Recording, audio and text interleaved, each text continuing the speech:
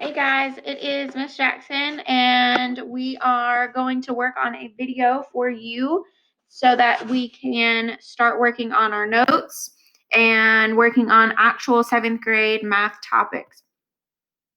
I am just hopping on here real quick to show you what your notes situation is going to look like from now until the end of the virtual learning. So whether you stay on or whether you come back to school, this is what the notes look like for 7th grade math.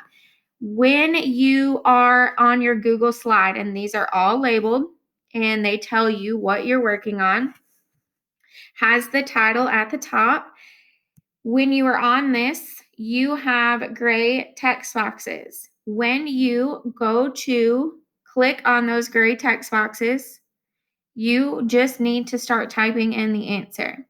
If you were given something where you needed to drag and drop, like where it says mark a point or both, I have already put the points there for you. You select them, and then you can make them bigger. You can make them smaller. You can move them where you need to move them, etc. Okay? So this is what your notes are going to look like. As I am recording my video for you, I'm going to be going through the notes as well. So you need to make sure that not only you are watching the video, but you are making sure your notes are done. You can complete your notes in Google Classroom and send them right back to me to make sure that you have the correct answers and that I know that you've completed the assignment. As you notice right here at the top, it says drag and drop and resize the arrows to correctly model the questions 1 through 4. And on the bottom is the same thing. We're going to drag and drop and make sure that we have resized our arrows so that we are onto the right topic, okay? Or showing the right problem, sorry. All right, so we are going to work on notes today. And then you have an assignment also in Google Slides. So I'm going to click over there to the assignment. This is your assignment, and it is showing you that you are going to drag, drop, and resize the arrows to correctly model the problems. And then it has a gray text box for your solutions. I have went ahead and put your arrows in there for you. If your arrows need to go to the other direction, you simply select the arrow, you click your format options, your position, or size and rotation, size and rotation, and then you can flip it so it goes the other direction, flip it back if you need to, okay? So that is just a quick little tutorial on how you are going to use the Google Slides for your notes and for your homework. Be sure that you have paused the video if you need to download your notes or get them on Google Slide. You can split screens. You can have half screen on the video and then half screen on your notes. You can also pull up the video when you are on your phone. You can pull it up on your Chromebook and do your notes on your phone. Whatever you need to do that makes it work for you. I choose to do my notes through the extension Kami. To me, it's a lot easier. I can write on them with my stylus, or I can add my text boxes and type on them as well. So you need to do what is best for you. I know that I sent out some Kami papers, and a lot of you said that you could not access them. So we are on adding integers on a number line, and we're going to go ahead and get started with the notes. When we are talking about integers, we are talking about positive and negative whole numbers and also 0, okay? So integers are positive or negative, and I'm going to go ahead and write that on there. They are positive or negative whole numbers and can be represented with a number line model. Another integer that we don't talk a whole lot about is 0. 0 is also an integer, but 0 is not positive or not, and it's also not negative. Okay, mark a point at both 5 and -5 on your number line. So when it asks you to do that, we just take our pencils And in your case, you're going to drag and drop the dots that I have already put on there for you to 5 and -5. What you should notice about the difference between these 2 points is the very simple, one is positive and one is negative. So that's what we're going to put right here.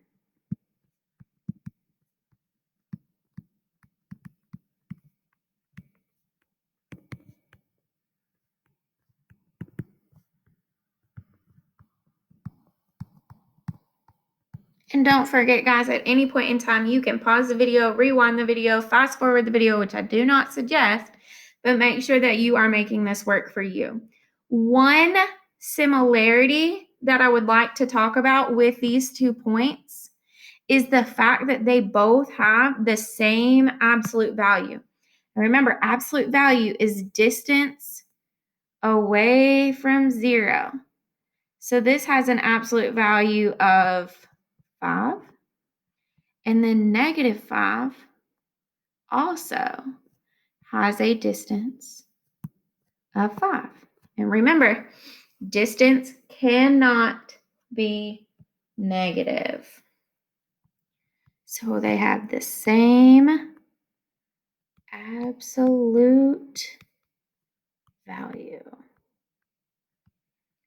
Okay. And just to recap, absolute value of a number is the distance away from 0. Distance away from 0. And on those Edpuzzle videos that I sent last week, he made a really good comment that said that you can't run -5 miles because that sounds silly. So when you're talking about distance, distance is always, in fact, positive. All right, the magnitude. The magnitude of a number is always the absolute value of the number. We don't deal a whole lot with magnitude. I think sometimes in science class that you may, but in 7th grade math, we do not do a whole lot of magnitude, if any. All right, so the next example is showing you the absolute value signs, and it has a number in it, and it's asking you how it's read. So I'm going to go ahead and zoom in a little bit. When you are reading this problem, if you were reading a test to somebody or you come across this, this is read as the absolute value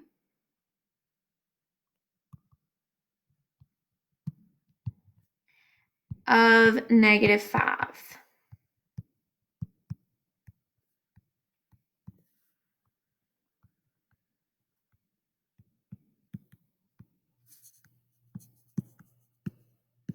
So the absolute value of -5 is how you would read this specific problem.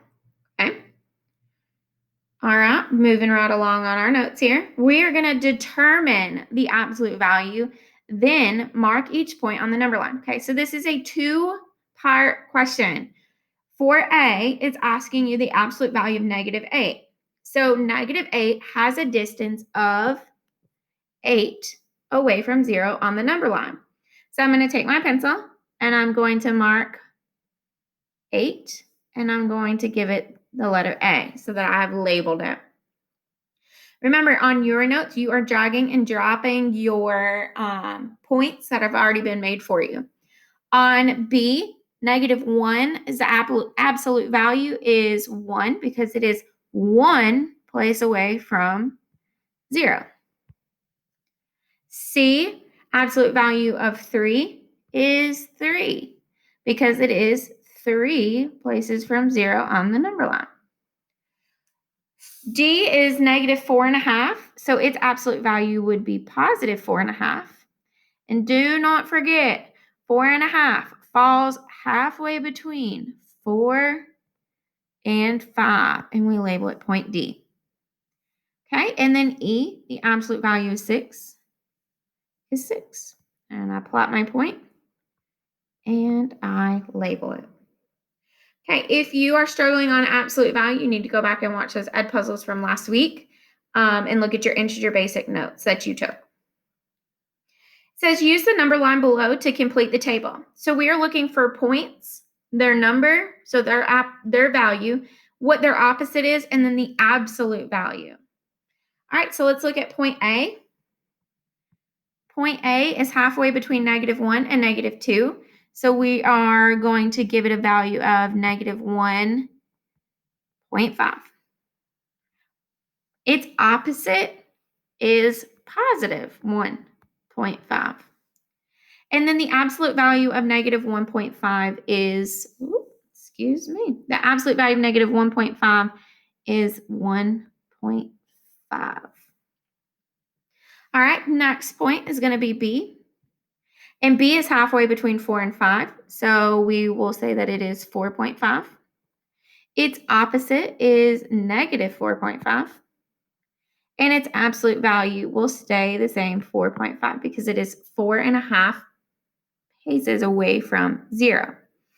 C is next. We are at -4. And the opposite of -4 is 4. And then the absolute value of -4 is 4. And last point is D, which is 1. Its opposite would be -1, and then its absolute value is 1. One thing that I do want you to take special note of is this point right here. When you add a number and its opposites, you get a sum of 0, and that is because of the word additive inverse. When you add a number and its opposite, the sum is 0. So in your special notes text box, you are going to write that right here. When you add a number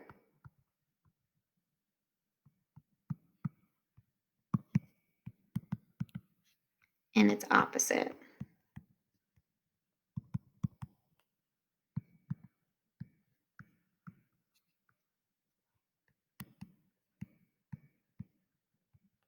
sum is 0.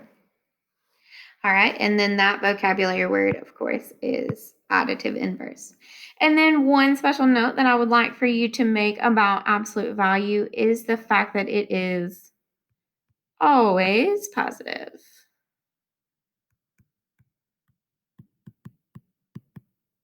All right, we are halfway done with our notes. We have the back side or page 2. So let's get started on that. This is where you are on your notes going to be resizing your arrows. So if you want to watch the first problem be modeled, and then you can pause the video and model it on your paper with your arrows, that will be just fine. You need to do, of course, whatever works best for you. But we are going to model our number lines, and we are going to start our model at 0. One thing I do want to look at here is we are doing addition. And we are going to be moving left on the number line for negatives. And then we are going to be moving right on the number line for positives. Okay, so we start our model at 0. And then I'm going to go -1. And then I'm going to add +4. So I want to go from -1, adding 4. I go 1, 2, 3, 4. I end my number line at 3. -1 plus +4 is 3. Okay. Model number 2. Again, please pause the video if you need to. Take your time. Model on your notes page because I will be checking those. Start our model at 0. Our first number is positive, so we're going to go in the right direction, 1. We are adding to it a -4, so I'm going to go 4 steps in the left direction to represent my -4. And my number line is ending at -3. So I write my answer up here. 1 plus -4 is equal to -3. Okay, and then I'm going to move on to model number 3. These are both negative numbers. I start my model at 0. I go in the left direction for -1. And then I'm going to keep going left 4 more paces. And I'm going to end up at -5. -1 plus -4 is -5. All right, the last one we're going to model here, number 4, we're going to start at 0. The positive one tells me that I am moving in the right direction, 1. And then I am adding to it a +4, so I'm going to go 4 more paces to the right. I am ending at +5. So 1 plus 4 is 5. When you are looking at these, you should have noticed that there was some sort of pattern here. So we have 1 and 4, which are positives, and 2 and 3, which are negative answers. So when you are looking at those, we need to be thinking about absolute value. Okay? So the absolute value of -1, and I'm going to change colors here so we can distinguish what we're doing. The absolute value of -1 is 1. The absolute value of 4 is 4. 4 has a greater absolute value and it's positive, so my answer is positive. Okay, let's look at number 2. Absolute value of 1 is 1. Absolute value of -4 is 4. The negative number has a greater absolute value, so my answer is negative. Same thing for 3. Absolute value of -1 is 1. Absolute value of -4 is 4. The negative number has a greater absolute value, and my answer is negative. Okay. Number 4 is the same way. Absolute value of 1 is 1. Absolute value of 4 is 4. 4 has a greater absolute value. It is positive, so my answer is positive. Okay, and that's going to be written on your special patterns or additional patterns. I'm sorry. So let's get to writing that. It states the number with the greater absolute value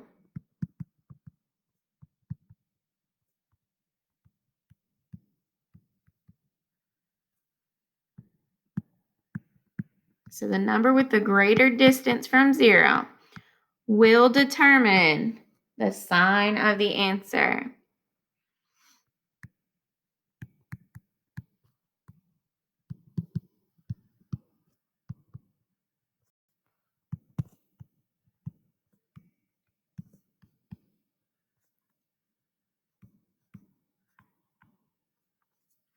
Okay, and just like always, guys, you have a text box on your papers that you can fill that in and easily type your answers.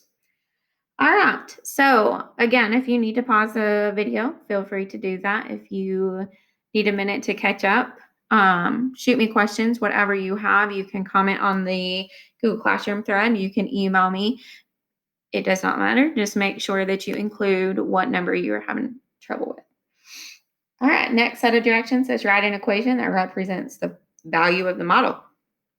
These models, of course, are starting at 0, and we need to pay special attention to which direction those arrows are going. So if we look at number 1, we are starting at 0. This model is going 1, 2, 3 in the positive direction. So I'll write a +3. We are talking about addition, so it gets an addition sign. And then they are moving 1, 2, 3 more in the positive direction, and they are ending their model on 6. So you have done the reverse. You have taken the model and then written an equation to represent it. And that is exactly what we are going to do on number 2. So they are starting their model at 0. They are moving in the left direction, -1, -2, -3, -4. Because they are moving left, I know that my number is negative.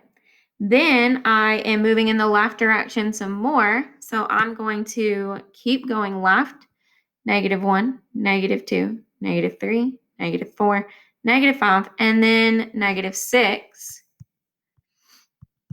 And they ended their equation at -10. Just real quick, I do want to talk about some good math grammar is what I call it. When you have a second negative, So when there is a second negative, you need to make sure that that second negative sign is in parentheses. So this right here, when you have a second negative, make sure that it's in parentheses. That way you do not get it confused with your addition or subtraction symbol, okay? And again, it's not counted wrong. It's just good math grammar. All right, our next model, they are starting at 0. We are moving in the left direction, -1, -2, -3, -4, -5. I am adding, and then we are moving right, and right is positive. They're going 1, 2, 3, 4 in the right direction, and they are ending their number line at -1. Okay. And then the last model, always start at 0. Following the arrows, we're going +1, 2, 3, 4. We are adding to it, and then we are going in the left direction. So I do know it's -1, -2, -3, -4. Again, I'm going to put my parentheses. So my second negative is inside parentheses. And then 4 and -4 are opposites. And if you look back up here at your notes, when we add a number and its opposite, the sum is always 0 because of additive inverses. So I'm going to write my sum as 0. And then I'm going to make myself another little note so I don't forget that those are additive inverses.